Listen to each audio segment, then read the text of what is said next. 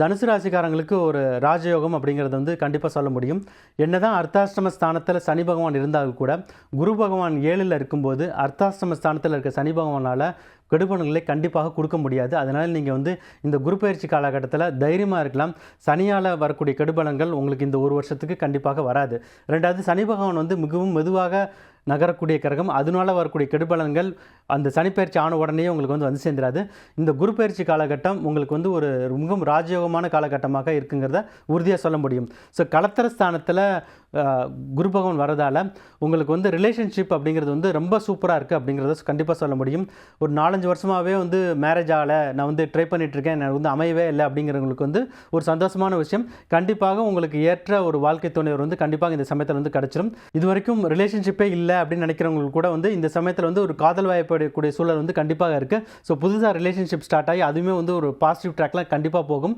So சீக்கிரமாகவே marriage பண்ணிக்கிறது நல்லது. குரு பகவான் 7ல் இருக்கும்போது மேரேஜ் பண்ணுறது மிகவும் நல்ல பலன்களை அதிகமாக கொடுக்கும்னு சொல்லலாம். ஸோ குழந்தை பாக்கியம் இல்லைன்னு நினச்சி நிறைய கஷ்டப்பட்டுட்டு இருக்கலாம். நிறைய பேர் வந்து ரொம்ப வருஷமாக வெயிட் பண்ணிட்டு இருக்கலாம். அவங்களுக்கெல்லாம் குழந்தை பாக்கியம் இந்த வருஷம் வந்து கண்டிப்பாக இருக்கும். நீங்கள் வந்து மெடிக்கல் ப்ரொசீஜர், அதாவது IVF மூலமாக ட்ரை பண்ணாலும் உங்களுக்கு வந்து குழந்தை பாக்கியம் வந்து இந்த பீரியட் வந்து கண்டிப்பாக கிடச்சிரும்.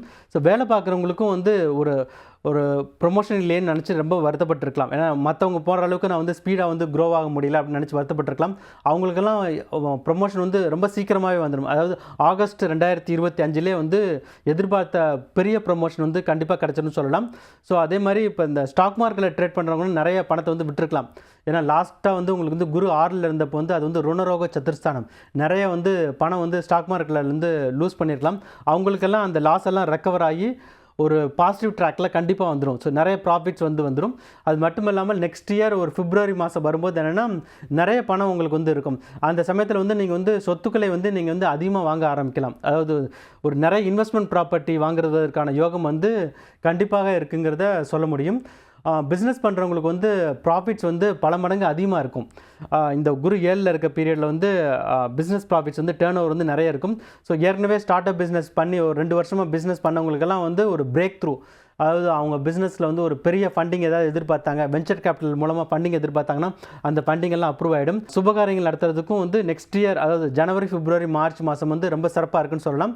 உங்களுடைய ட்ரீம் ஹோம்னு சொல்லலாம். அதில் அதாவது ஒரு வீடு கட்டிகிட்டு இருக்கேன், ஒரு 3 வருஷமாக கட்டிகிட்டு இருக்கேன், இன்னும் முடியல அப்படின்னு சொல்கிறவங்களுக்குலாம் அந்த வீடு கட்டி முடிஞ்சு அந்த புதுசாக அந்த வீட்டுக்கு குடி போகக்கூடிய அளவுக்கு டைம் வந்து உங்களுக்கு வந்து சூப்பராக இருக்குங்கிறத கண்டிப்பாக சொல்ல முடியும்.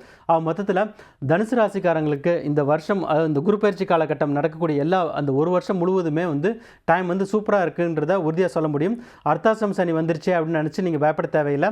ஏன்னா அர்த்தாஷ்டம ஸ்தானத்தில் இருக்க சனி பகவான் உங்கள் ராசியை பார்த்தால் கூட குரு பகவானும் உங்களுடைய ராசியை பார்க்கறதால அந்த தோஷம் நிவர்த்தியாகி இந்த ஒரு வருஷம் முழுவதுமே உங்களுக்கு சூப்பராக இருக்குங்கிறத கண்டிப்பாக சொல்ல முடியும். ஸோ உங்களுக்கு வரக்கூடிய நல்ல பலன்களை அதிகப்படுத்திக் கொள்வதற்கு நீங்கள் வராகி அம்மனை வழிபட்டு வந்தாலே உங்களுக்கு நல்ல பலன்கள் அதிகமாக கிடைக்கும்.